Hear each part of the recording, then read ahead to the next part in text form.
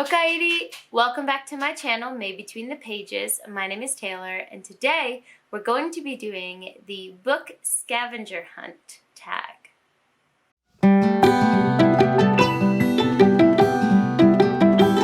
This tag in and of itself has existed for quite some time, but this particular tag, or the 2020 version, was created by Rebecca over on Wreaths, and she was kind enough to tag me in this video. Typically, scavenger hunt videos involve you picking physical books off of your shelf that match the prompts that are provided.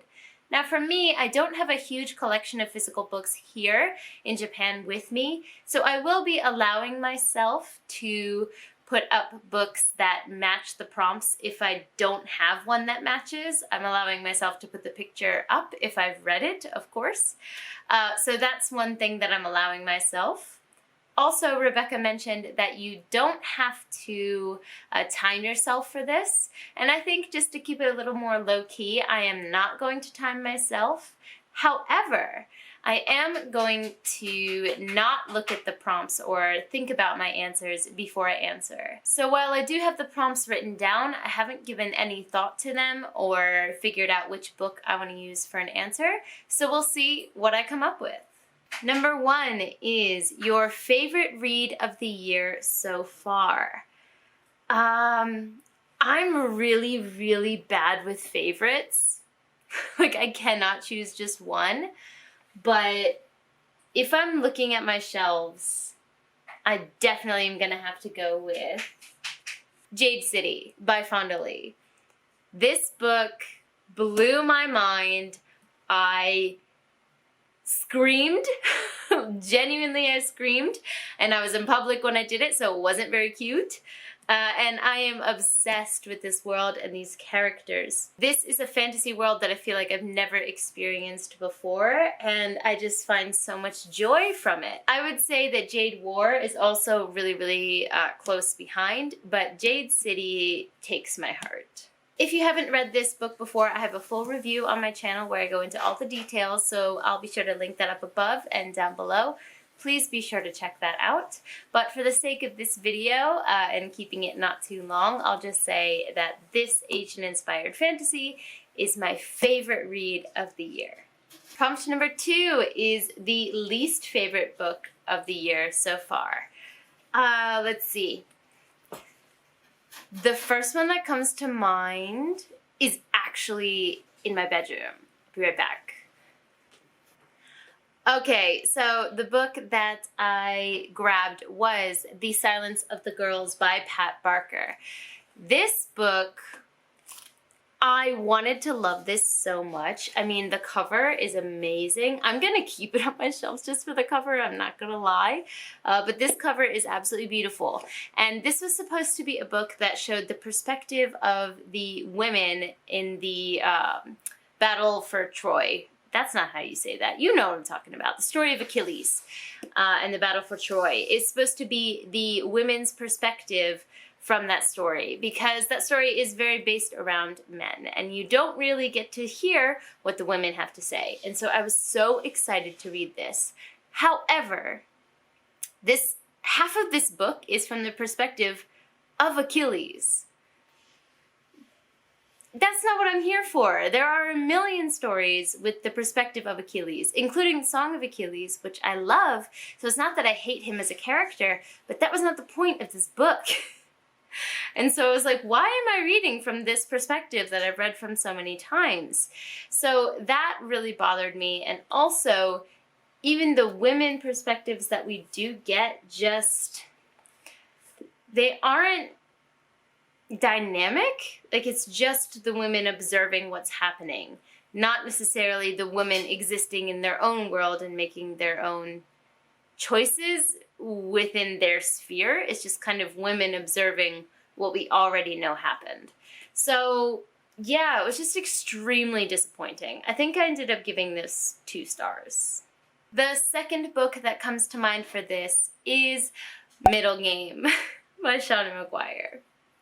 Now, I know that this hurts a lot of people that I'm friends with, especially Sid or Sydney from over on the Bookworm, Sid the Bookworm, and Sasha over on the Wild Sasha. They both loved this book, but for me, even though I'm a Shauna McGuire fan, I love the Wayward Children series, I love Into the Drowning Deep, which is the other pen name for Shauna McGuire, Middle Game was just not it for me. I spent the entire book wondering, what the hell am I reading? And I can't in good faith give that a good star rating. It just was not for me. So that one was also really disappointing, and I think I ended up giving that one 2 stars as well. Prompt number 3, a book title that starts with one of your initials. Well, one of my initials is T, so that allows me to pick anything with the. So that's a lucky one for me. I think we'll go with The Rage of Dragons by Evan Winter. I haven't held up this book in a while, and I just kind of wanted to hold it a little bit. I'm sure you guys know that feeling. But if you've watched my channel from around the summertime, you'll know that this was one of my favorite reads of the year. I love this book with all of my heart, and I'm still waiting for Fires of Vengeance to arrive in the mail, which is the sequel to this. But The Rage of Dragons is an Asian-inspired epic fantasy that follows our main character, who is on a revenge quest. And it's fantastic, and I really want to give this another reread. So I think I'm planning to do a reread like time frame next year, maybe in January or February, and this book will definitely be on that TBR if I get around to that. Prompt number 4, a book with a trope that you love. So for me, I love like found family or groups of personalities that, like different personalities that have to come together and they kind of form a found family. So for that trope, since I love it, I have quite a few, but I'm gonna go with these 2 mangas that are on my shelf behind me. The first one is Hanazakari no Kimi Tachi e, or Hanakimi for short, and the second one is Tomo-chan wa Ononoko, or Tomo-chan is a girl. This is For You in Full Blossom, I believe, in translation. Both of these books revolve around groups of friends who all have super different personalities and therefore get into some really comical instances, and they form this kind of found family atmosphere. Hanekimi is about this main character here who disguises herself as a boy in order to attend an all-boys school and be around or support the high jumper idol that is her hero. This leads to a lot of comical experiences with the other classmates, and it's just a bunch of fun. Tomo-chan wa Ononoko is about Tomo-chan, this girl here, who is a big tomboy, like extreme tomboy, and she confesses her love to her best friend here, but he doesn't really see her as a girl, so he friend zones her immediately. And it's about her very garish and open personality combined with his more kind of cold or calm personality. And then you add a bunch of friends into that group, and they just lead to such comical, fun situations. So if you're interested in that found family friend group dynamic with a bunch of different personalities and therefore a bunch of really funny or entertaining situations, I highly recommend both of these shoujo mangas. Prompt number 5, a book with a trope that you hate. What trope do I hate that I own? For this one, I'm going to go with a book that I think is going to hurt some people, but that is The Poppy War by R.F. Kuang. Now, I know that the first part of this book is extremely different from the second part of this book, but I'm going to specifically talk about a trope that I dislike that's from the first part of this book, which is like the school setting. I love the trope of a school setting, but I hate the trope of a mean girl.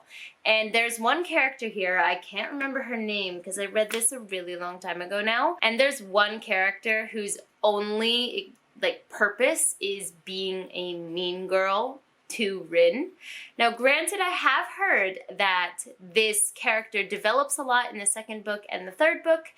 Even at the end of this book, it is a bit different. But I still really didn't enjoy the chapters where I was reading where she was playing that role, because I just hate that trope with the one mean girl whose only existence is to be in opposition to the person that we're supposed to like, the main character. So yeah, I just really didn't enjoy that part of this book. Prompt number 6, a book written in prose. Oh, I've got one of those. I have Milk and Honey and the Sun and Her Flowers, actually. Actually, these are poetry collections, aren't they? This would not be written in prose, right?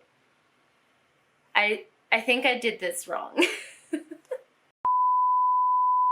Well, either way, I know there are some people who really don't like these because they see them as super simplistic and almost like Tumblr poetry, but I felt a connection to a lot of these poems, so I actually really enjoy both of these works. And this was before I had a tabbing system down, so I have like these really ugly tabs, so that's gonna have to be changed in the future. Yeah, I guess I answered this prompt incorrectly, so let me think a little bit more. I don't have any books written in prose with me physically, but I did just recently read Clap When You Land by Elizabeth Acevedo. That one is written in prose, and I really, really enjoyed that story. I think I ended up giving that like 4.5 stars. And then The Poet X by her, I ended up giving 5 stars when I read that. I think it was earlier this year. So I think that while I don't read a lot of prose works, Elizabeth Acevedo really does a fantastic job of writing in prose in a way that's extremely accessible. Number 7, a book with a disability rep. This one, I do have one of those on my shelves. Yes, yes, yes. Into the Drowning Deep by Myra Grant. This book has a deaf character, and I have several people in my life who work with those who are deaf, and I find that this type of rep is really, really rare, and it's also really rare that it's done well. So I really enjoyed that aspect of this book, and all the other parts of this book are also fantastic. This is a book about killer mermaids who live in the Mariana Trench. So if that sounds at all interesting to you, plus some really good disability rep, this is the book for you. Prompt number 8, a book by an author from your home country, or state, city, or town if you would prefer. Well, I'm from America, and America is pretty prolific in the publishing world, especially on my shelf. So rather than that, I will go with the place that I live currently, which is Japan. Now, I already talked about 2 mangas on this list, but the next one that I want to talk about is a kid's picture book from Japan called No. Not the English no as in yes and no, but no as in the Japanese hiragana. And no stands for the possessive. So if you take the word watashi, which is I, and you add watashi no, it means my. So this is a kid's picture book from an artist that I absolutely love called Jun Aida. And it's a super whimsical picture book about finding magic in all the little things. So it starts out with just a girl and her favorite jacket. And then in her jacket pocket, there's a castle. And inside that castle, there's a room. And inside that room, there's a king, right? So in the Japanese writing on each page, it uses the possessive no to get deeper into the whimsical world. And it's fantastic. It brings me so much joy. I still haven't finished it because the way that Jun Aida draws things is that every time you look at his picture, you can find something new.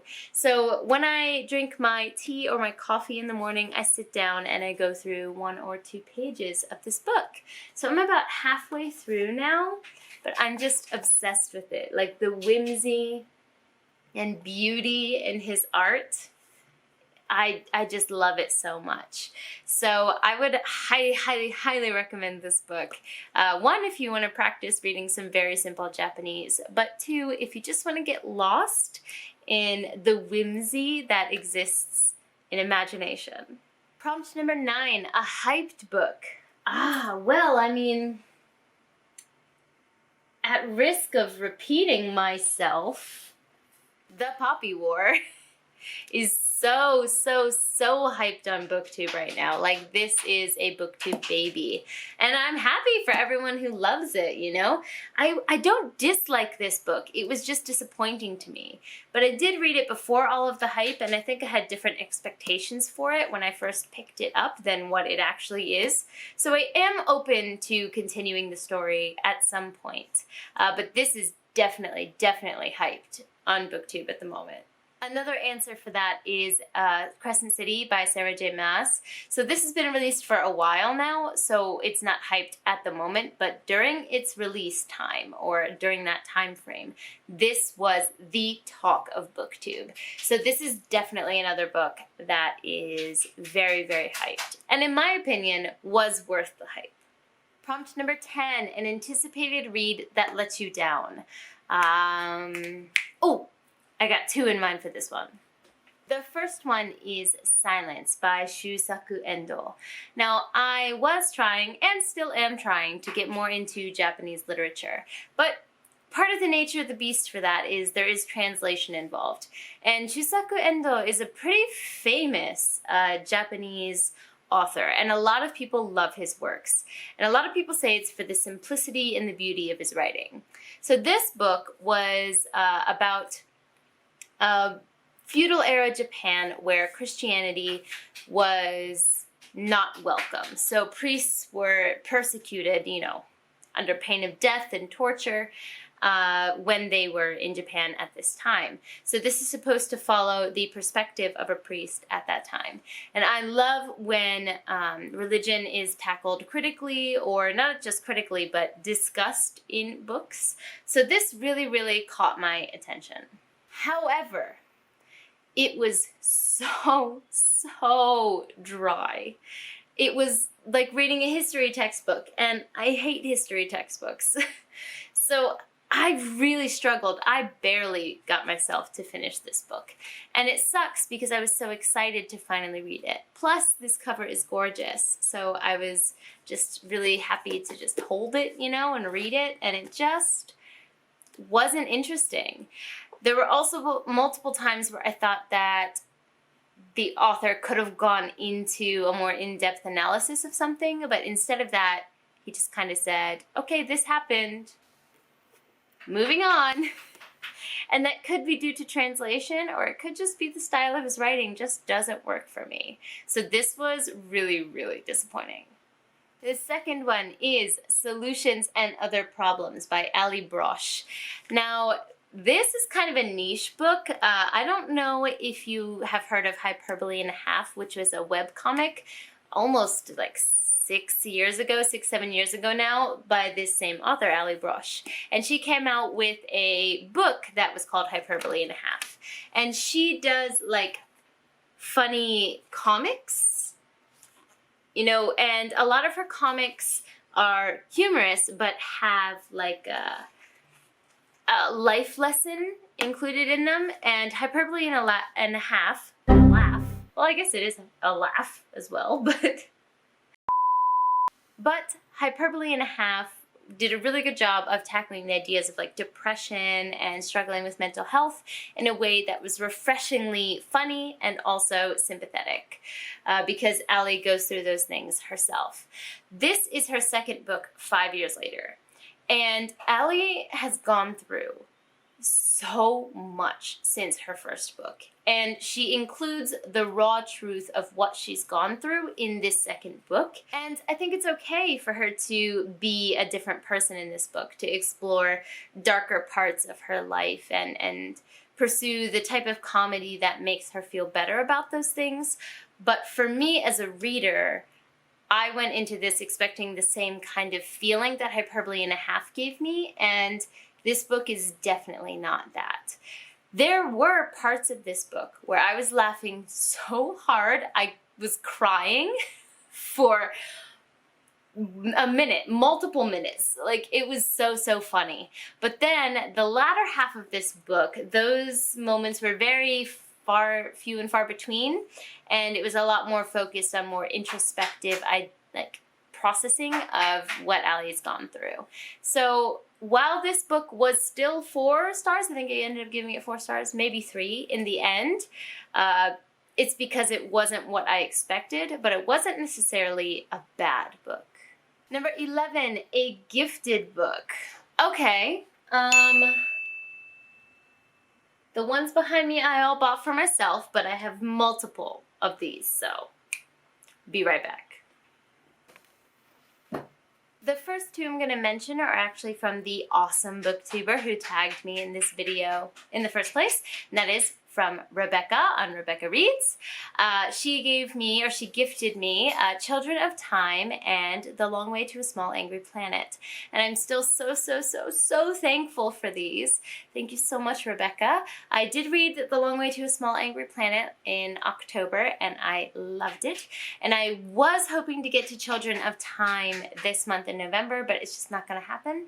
But either way, these covers are gorgeous. They're a perfect start to my hopeful sci-fi collection in the future, and I just love looking at them and having them on my shelves.